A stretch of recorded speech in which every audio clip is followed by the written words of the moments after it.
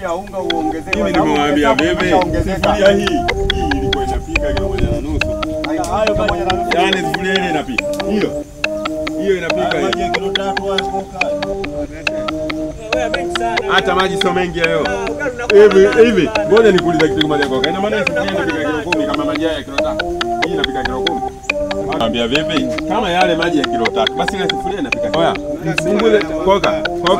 Mpunguze ikishindikana tunakimbia kwani duka silo hapo karibu. Hayo maji sio mengi hayo. Ngoja niwaambie kitu kimoja. Kwa nini wastani sufuria inapika kilo ngapi? Gani?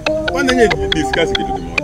Kama maji hayo mengi, sufuria basi itapika kilo 10. Maana maji hayo karibia mara 3 ndio yajaje. Sasa itapika kilo 10. Maji sawa hiyo. Nikana kupika pale.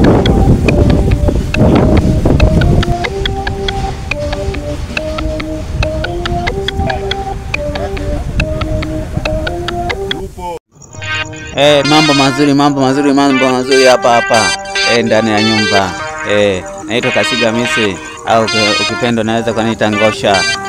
Napatikana jiji la Dar es Salaam hapa, Kitunda Bonjobi, Mabo Road, kama unaelekea Msito wa Pande.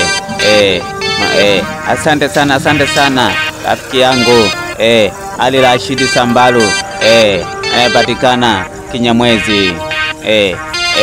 Najua pengine atakuwa barabarani akiendesha gari.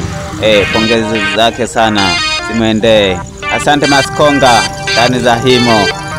Nashukuru sana wote mnaonifuatilia. Asanteni sana. Asante. Asante sana wadhamini wangu. Asante watafsiri wote. Hata mnaouza CD ndani ya Likoma na Grey hapa Kariakoo jijini Dar es Salaam. Nashukuru sana. Asanteni sana.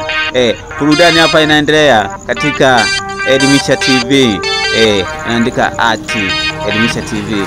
Usikate tamaa, usiondoke katika channel hii. Burudani haziishi. Na tuna ubunifu kila kukicha. Sisi waga tuondoke YouTube. Asante sana. Asante Chichinia Urusi. Nashukuru sana. Nice sana India. Asante South Africa, hata Makaburu. Asanteni sana. Asante sana Rais wa nchi Mama Samia Suluhu. Nashukuru sana. Asanteni. Asante sana. Mtoto mdogo mwenye pesa nyingi, Love Gold. Asante sana.